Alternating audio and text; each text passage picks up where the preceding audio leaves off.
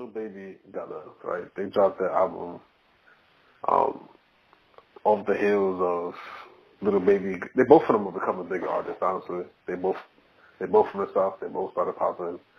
They both have records together that's popping. That Little Baby Drake record changed his career, gave him a name. And that Drip Too Hard record they got together is fire. It's a hit to me. That joint's fire. And the album was good. It's cool. It's not crazy. But my question is there really bad music today? Like, is there really bad rappers? Can we really say a rapper is whack or bad? Because it's like, we give passes for everything now. It's like, even if you don't like it, it's for somebody else. I think that's lit. So can we really say it's whack? Like, how can we measure what's whack and what's really not? Because someone's music is just cool. It's just cool. That's crazy. That's a real good question, because what you're saying is absolutely correct. Like, I personally do not like listening to Lil Yachty, but I went to a show, and it was not a Lil Yachty show, but of course the DJ has to play other records in the meantime before the artist comes out. And when Lil Yachty's music comes on, they know it word for word. They are jumping, they are lit, they are happy. Just the same with, like, some people don't like 6ix9ine because of all the controversy. But hey, 6ix9ine come on, and the crowd is going to be, like, knowing all the words to Stupid, and the song just came out. So, yes. With that being said, you are absolutely right, because everybody listens to different things for different reasons, and it's not one whole opinion anymore, because we used to all say that album was trash.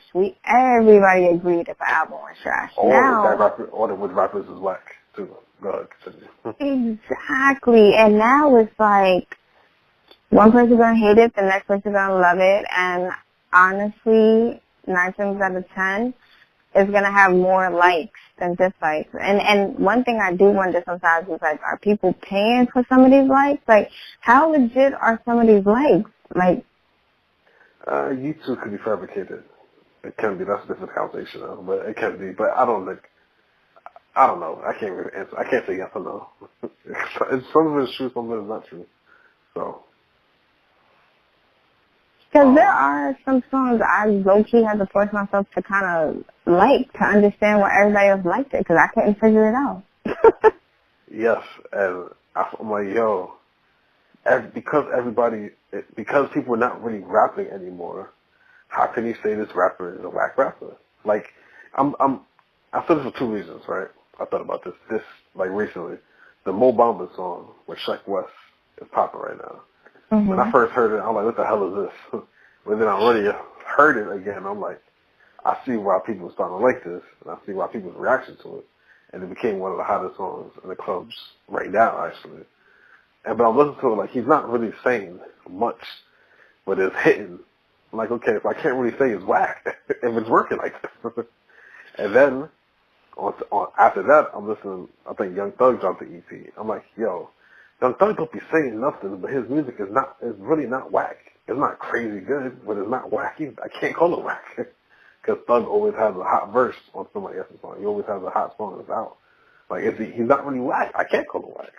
So now I'm thinking about it like, if the music ain't, like, no music is whack, and no artist is whack, can we really say anything is really whack anymore? We could say a project is whack, but we can never really say an artist or a song is. It's weird. It really is. It really is. No, I agree with you. I don't get it. Yeah, I don't get it. I think Quavo's album, I don't like it. To me, it's too similar. To me, the Migos as a whole, they're all too similar to be solo. I'm sorry. I know people realize the difference between them now, and they got subtle differences between them, but their music is all the same. So it sounds similar. Like a Quavo album will sound like a Migos album, or Offset album, or like a Takeoff album. They just sound too similar. So I'm like, is it really whack? Is this album really whack, or is it that it just sounds like we heard this before? We heard better versions of it, but it's not really whack. You know what I mean? So I don't know. It's confusing. You know what makes me mad now about music So, well, actually, I guess it would be hip hop music because the energy that is given off of this adds to the music. So, if the lyrics is trash or there are no actual lyrics there, but you have a dope ad lib and you say your ad lib with a lot of swag, all of a sudden your song just became a hit. And to me, that is not good. Because yeah, I agree in the whole package, and there are songs on the album that I like, such as like Champagne Rose or whatever, Rosé, Champagne Rosé. Sorry, there's like that little accent over the E. Anyway, that's the Cardi B record, right? Yeah, I think it is. Go ahead. More I about think it. so. It is. Mm-hmm. Yeah, it is actually. I'm sorry, it is. And yeah, like to work with Madonna and Cardi B is insane. But, I mean, most of the other songs, you're right, they sound literally identical. And I don't know if you can call it whack if we stream songs individually now. So do we even ever rate full projects? I don't... No, I think we do. Because you know what? You know why I think we do? Because what happens is so much music. People that act like listen to music weekly. New music weekly. So much music drops that we'll listen to an album and give it 1 or 2 listens and call it trash or fire. Like I said earlier, like off the first listen or second listen, because so much new music's coming out, you only have a chance to do it.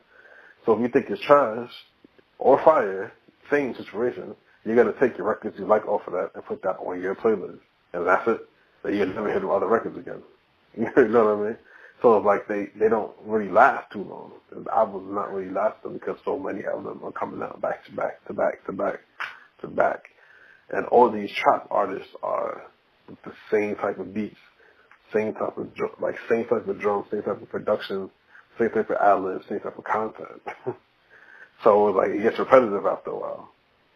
But we're still rating albums because we just rate it when we first hear it. We don't really sit on them. We don't give it a chance to digest anything.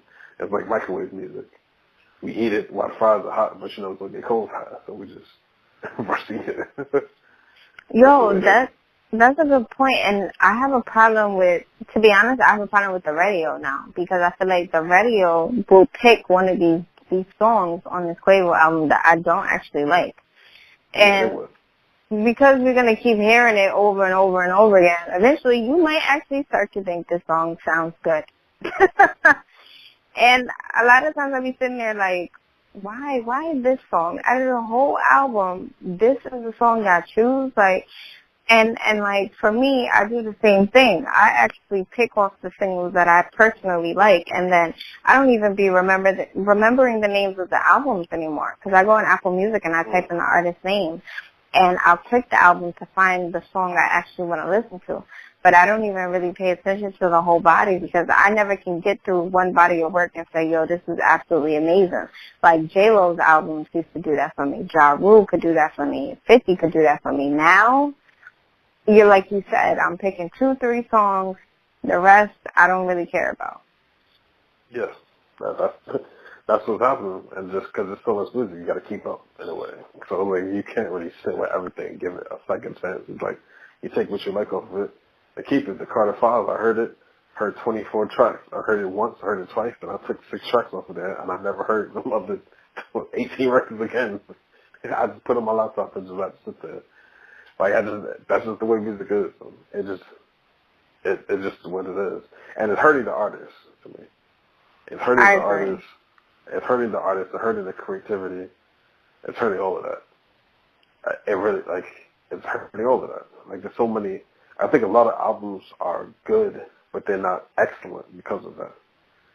And to make it worse, these artists and labels are making them put 20, 25 tracks on one album. Like, Quavo album should not have 19 tracks when he only can rap about 20 words. So, like, why do you have 19 tracks on a Quavo album? Like, you put 10. Like, you just put 10 in the fight. Like, you don't need to have all the extra. Like, you don't need that many records on a Quavo album. Little Uzi's putting out a 5-minute song, 5.5-minute song where he's rapping the same. Like, I don't get some of these decisions that they be making. I think it's just bad. I think music is going to come and go, and it's going to get bad. There's only certain music that really stays. So. And I agree. It actually needs to be slowed down. Like, I like the fact that Shiggy made that dance, and we all know Kiki now. We know it word for word, and that's the way music is supposed to be. It's supposed to have a lasting impression, because I can't link my life with a song if the song only lasts one day. For sure. You know, like back in the day, we could literally just sit there and be like, oh, that was 4th grade, yup. Or that was 7th grade, Neo. Like, I can hear songs and think of, like, a whole time period in my life. Now, if I hear a song from last year, I won't remember the day because it came and left the same day. And I think that is really dangerous. And I don't like the fact that you have to create a dance in order for a song to last. Like, Bobby Shmurda. Talk about it. That's a fact. Yo, that's crazy. Like, without that dance, that song would have came and went. But because of the dance, there was a remix. And because of that, there was a trending topic. Because of that, there was videos.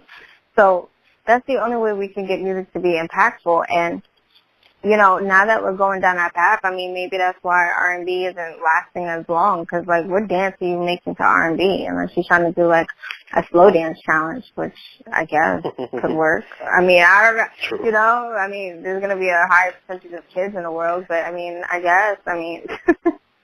True. No. You do got a point. That is true. They don't, R&B, well, some songs will last them, but it's really only 1 or 2 a year. It's really 2 or 3 maybe a year. It's really lasting. Like, But you're right about the dances, though. The dances are definitely, everybody's trying to do a challenge to everything because they want their single to last. And it's not going to work unless the team's authentic. That's the only way it's ever going to work. I feel like nowadays they're trying too hard to really make challenges out of these songs. And yeah, it's popping for about 3 days. And then after that, it's over with. You don't hear about it no more. Because it has to come across authentic for the real dances and all that to really work.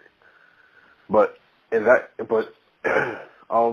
right, a lot of things are not, we're not going to remember this music like that because so much of it came out this year. So many albums dropped this year. It's ridiculous. Like, so many artists, like everybody's top 10 probably dropped the album this year. This month alone, we still got like 3-4 albums that I want to hear that's coming out. Like, why is there so many albums that's coming out? It's ridiculous. Right. Too much music. It doesn't make any sense. It's oversaturation in the market. It's because everybody's chasing streams. Everybody's trying to go on tour immediately. Everybody's trying to sell merchandise. And it's like, and because everybody has a studio in their house, so they got a studio on the tour bus. Like, they got studios with official access now. They're recording so much that they don't want to miss out. So they just keep putting out. And it's oversaturation in the marketplace. It really is. So. I think, truthfully, you're right. It is oversaturation, and I think the only person that seems to be handling this process correctly is Drake. No, I actually don't. Really? No, I think the only person who's handling this process correctly is Kendrick. Scorpion is too. Drake's last album, Scorpion, is too long. I think that album is 3 times better if I could cut out 6 or 7 songs. I've been saying that for a few months now. It's too long. Like, it's too long, and other songs on it are forgettable. He got like 3-4 other hits besides In My Feelings that could have been, to me, hits. But it just got so caught up with In My Feelings and such a long album that it didn't really work like it should have. The reason why his numbers look crazy compared to everybody else's is because he's the most popular rapper in the world right now. So it's like his numbers are always going to be good. His success is always going to be good. But his legacy with this music is different. Like, okay, I had this conversation the other day, actually. Drake has 40, 50 hits over his career. He has so many hits. Right. Like, so many club hits, so many back-to-back hits. But those hits really only be lasting 2 or 3 months. Like, all the hits he has, he doesn't have a Dreams and Nightmares. He doesn't have a Hot Nigga, believe it or not. He doesn't have a song where if you play it right now, it gets the same reaction as it did when it came out. So it's actually different for me, though, shockingly. Okay. Well, wait, hold on. I don't want to cut you off. I just wanted to say that. I could go back to that. Oh, okay. Okay, no. I was saying is like, as a DJ, I see where Drake's songs still hit. Like you can still play some old Drake records. You know what I'm saying? It's still gonna get the clothes on. It's still my best I ever had. The motto, come through. He got some songs that came out. Worst Behavior, even Know Yourself, 1 0 to 100. He got a lot of hits, but there's nothing that's like as impactful as I've seen when it first dropped. The Versace verse, you play it now. When it first came out, it was powerful. You play it now, it's not gonna be the same because Drake produced so many of those hits back to back to back to back that nothing really had time to really stick by itself. Where it's like, yo, this is still crazy. I can still play this for 1,000 people, and it's still get the reaction it did in 2010, 2011. So that's what to me with Drake. He actually puts out too much. Not saying it's bad, but he actually puts out so many that I don't know where these songs are really gonna last as long as they should. So that's Kendrick. He puts out an album every 2-3 years, which is why I said he is a little different. I think he understands. Damn, prime example. His last album, Damn, was a top 10 streaming album this year, and it came out last year. Because the songs of that album had so much replay value, it crossed over to this year, which is crazy. So I which think is rare. Yeah, which is rare because he had only 13 tracks on there, and a lot of the album had a replay value. People kept streaming it. When you put out too many tracks, you don't have, so the more tracks you put in your album, the less replay value you're gonna have. That's just the way it is. So. Yeah. So, I mean, all right. So I agree. I guess because of the streaming and our new era of life, you're right. Music is coming, it's going very fast, and it's not good. But then, like, I can tell you right now, if I hear "Hate Sleeping Alone," I feel the same way I did when the song came out. Like, it's so crazy. But I also wonder, is that because it's been several years since that came out? Like, I guess we're just moving that fast because there's so many songs like Practice off that one Take Care album that I can listen to and feel exactly the same way I felt back then. But Unforgettable does that for me, shockingly. There's a couple, like French Montana. Okay. Like there That's are. That's still recent though. Does it count as still? Yeah.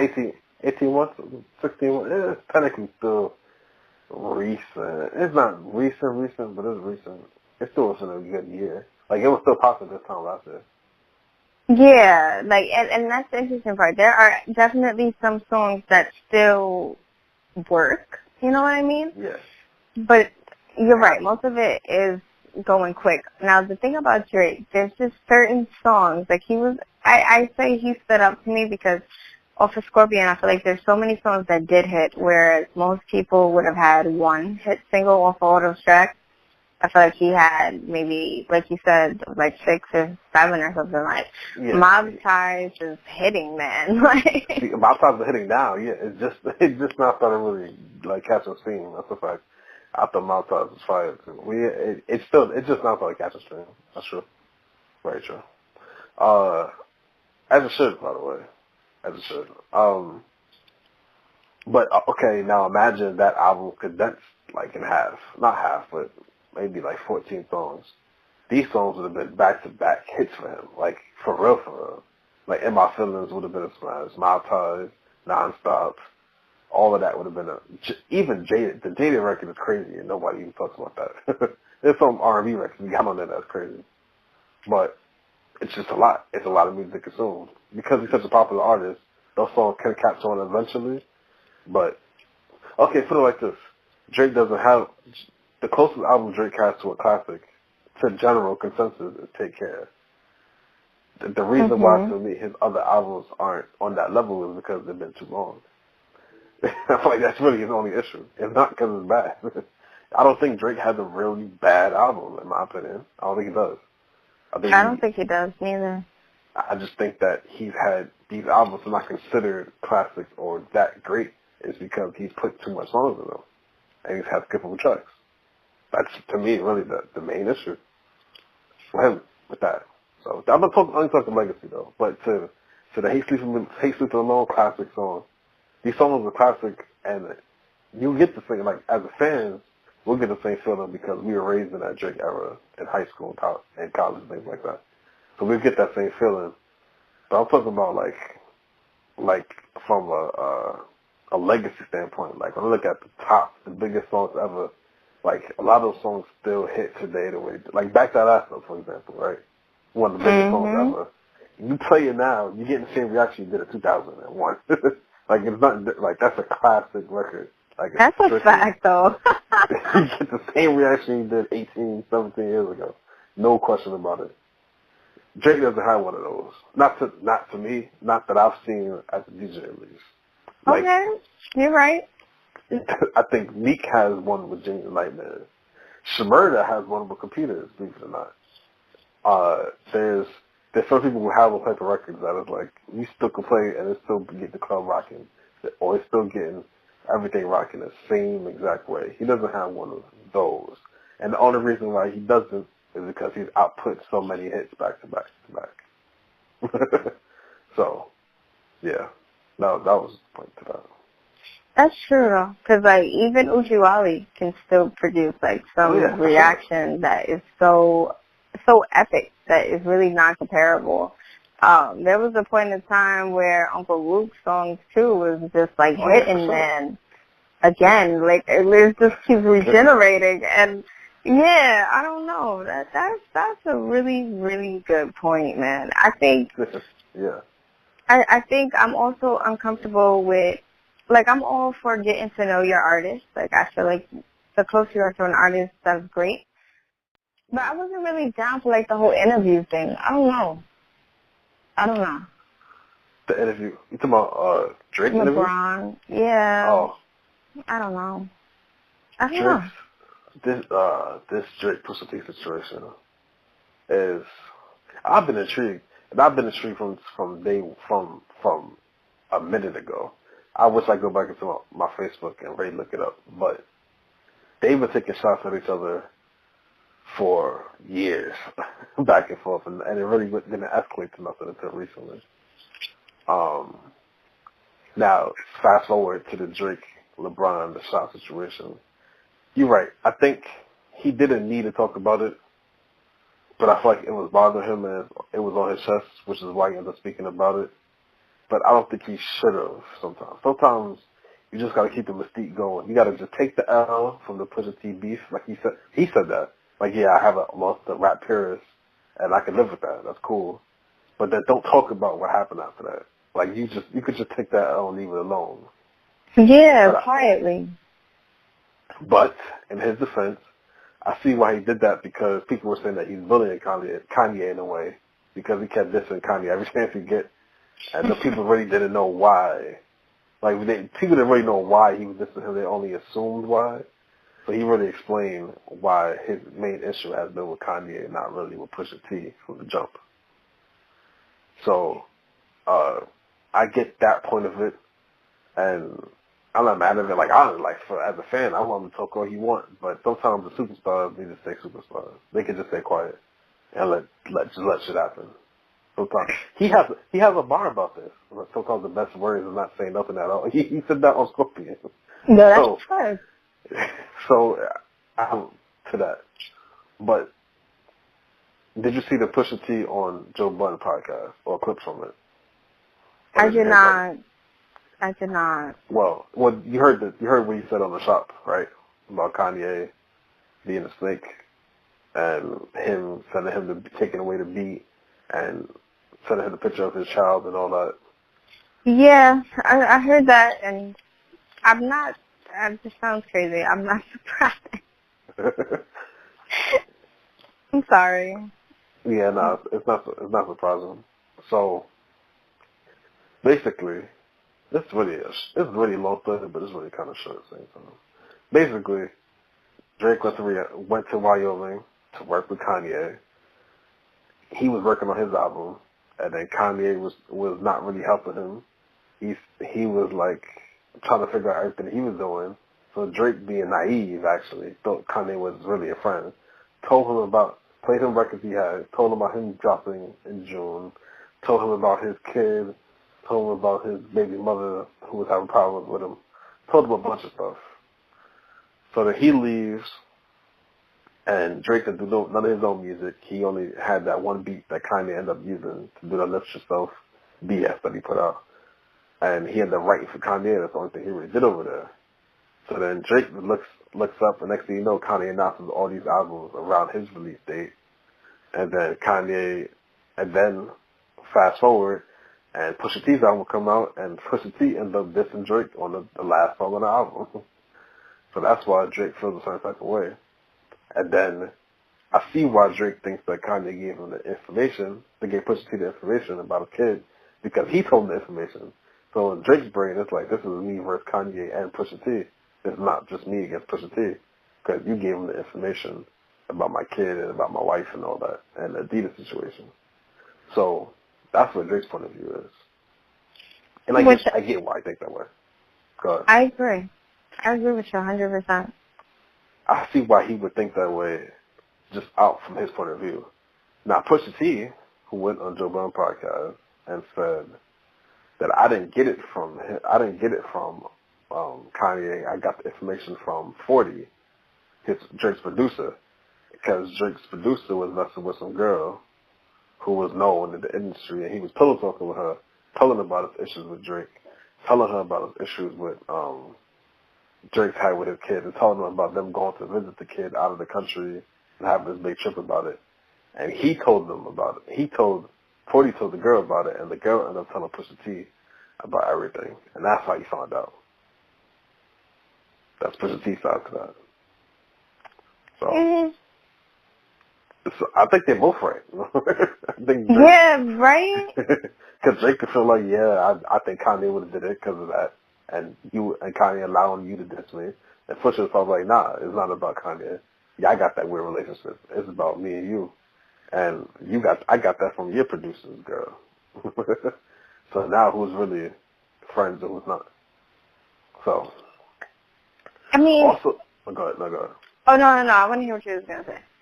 Also, Drake talked about how there's rules in beef and how Pusha T mentioned in 40, the producer, like, having MS and about to die was a little bit too far. And that should get punched in the face for that. And that there's rules to it.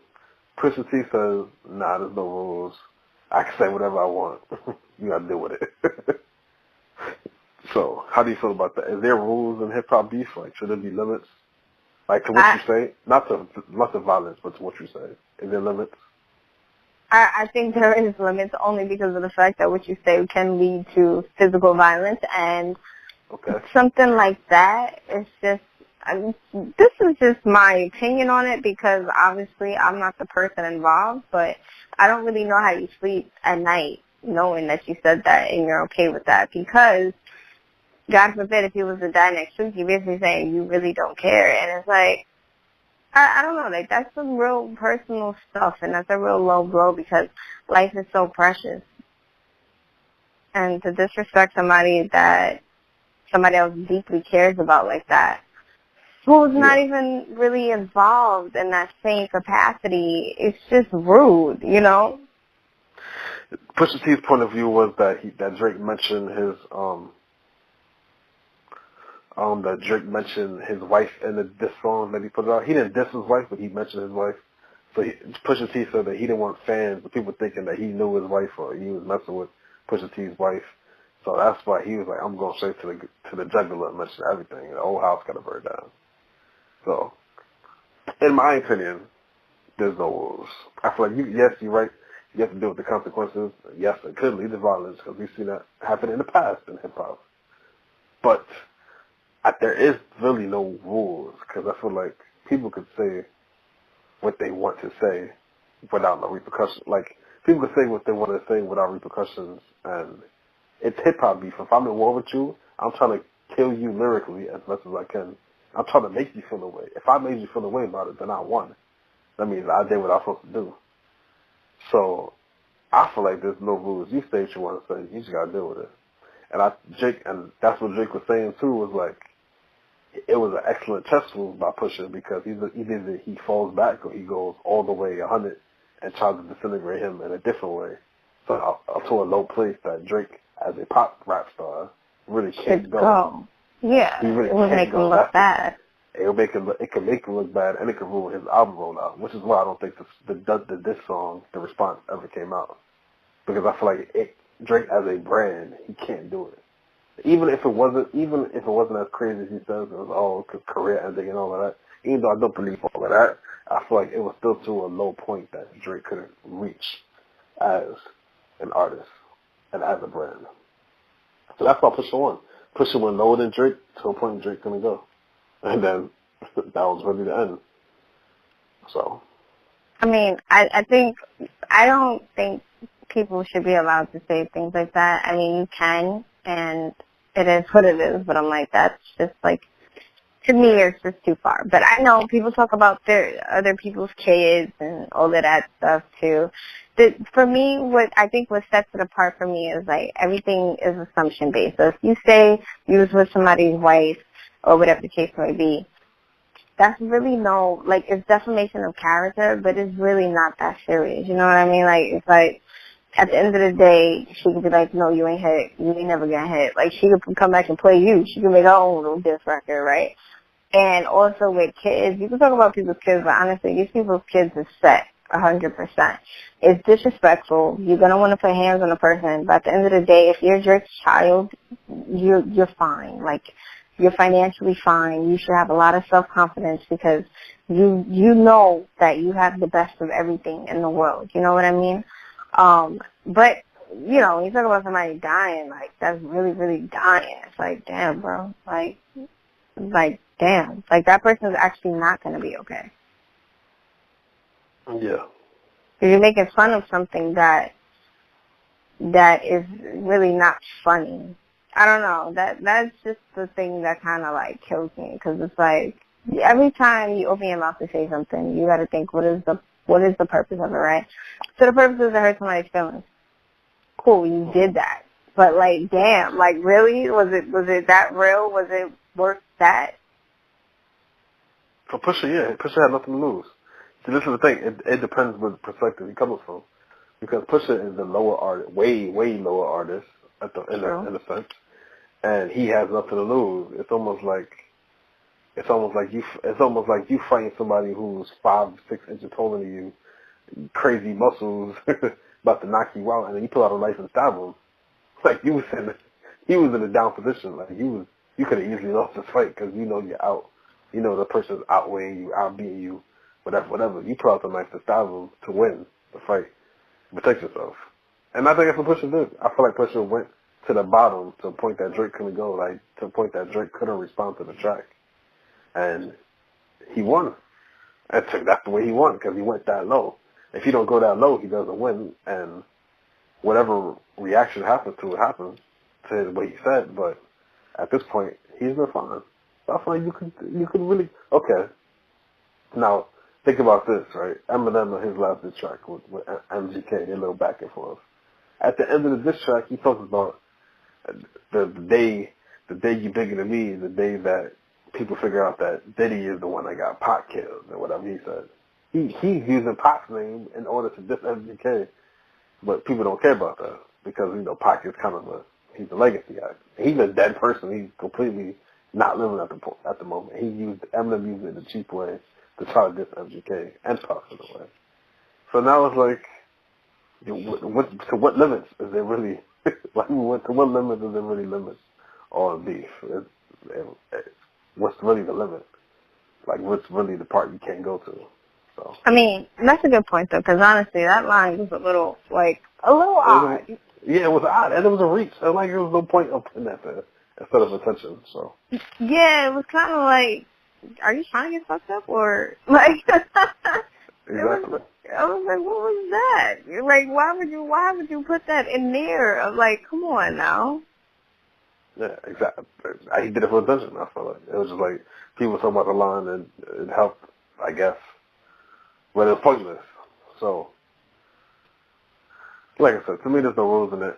But my final take with the Drake Pusha situation, I feel like it's not over. That's my hot take, actually. My hot take is I think this is gonna be more lyrical warfare on beat. I really do.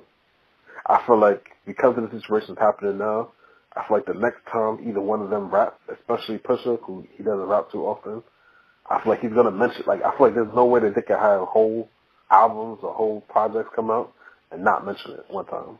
I feel like it's not possible. I feel like somebody's gonna mention it. They're gonna throw shots once again back at each other, and next thing you know, we're gonna be back at the diss tracks again. I feel that way. This is not like Drake and Meek, where they had the back and forth, and then subs here and there after that, but it kind of ended after that.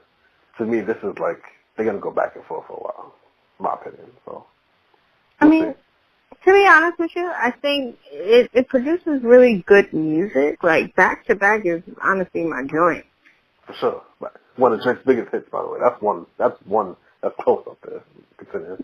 Yeah, so it's odd. I'm like, some good music really does come out of this stuff, and it is interesting and it does excite you. But I guess I'm a little here for it, but I don't know. It just bothers me because I'm like, damn, y'all just went too far. Like, yeah, you could say that. You can say that. Also, Drake said in the shop with LeBron that he didn't make In My Feelings, Nonstop, Mob Ties, 8 out of 10 until after the beef started. So those records, he kind of used that, and he said he used that energy to make some of the best records on Scorpion. So that's a plus. Yeah, like it helps. I mean, I think the reason why this disturbs me because I feel like when you're famous, so much of your life is no longer yours. Like you can't go to the store, you can't go to the grocery store for regular stuff. Like you're not able to do anything you want. Like you can't go to a movie theater. Somebody's gonna ask you for a picture everywhere you go if you're not properly disguised. You need a bodyguard. You don't know what to expect. So if it wasn't public information to the world that you have a kid and that, you have your whole personal life that you was keeping on lock while being one of the biggest artists, period, right? Yeah. And then somebody to put it out there like that, I don't know. Like, I would be really, really upset. Like, I feel like that's just, I don't know. I feel like it's too far. There's certain things that stay within the industry that is not really for the fans, and I don't necessarily like that because I think it's dangerous because every artist has haters. They just do. And I can see why people would want their significant others to be private. Yeah. You just do. Because then your family members get dissed. They get played. The family members probably ain't even want you to be a rapper in the first place. And then all of a sudden their name is in the song. You know what I mean? It just gets messy. Yeah, for sure. Okay, let me ask you this out of the situation. So, 40, the producer, was pillow talking with his girl that he was messing with, about Drake's situation and about him drinking his kid. Now, how do you feel about that? About the pillow talking? Like, I feel like people. Yes, it is dangerous. At the same time, I feel like everybody does it. I feel like even people that say they don't do it. I feel like there's no way that you're with a significant other and you're not talking to them about situations going on around you, about others. I feel like it just doesn't happen. I feel like there's no way that it doesn't happen. Pillow talking happens on the regular. As bad as it sounds, and as bad as people try to say it is, I feel like everybody does it. I really do. How do you feel about it? I'm going to be honest with you. Some things I feel like should not be participated in pillow talk. Okay. I'm not going to lie. There's certain things that I would never say to anybody. Or if I was to, honestly, there are just certain things I've never, ever, ever repeated in my life. Because I know this could happen. Like, I already know what's up. Like, actually, if you tell somebody something and they get drunk, right, you can't necessarily stop them because you didn't know they was going to repeat what you said.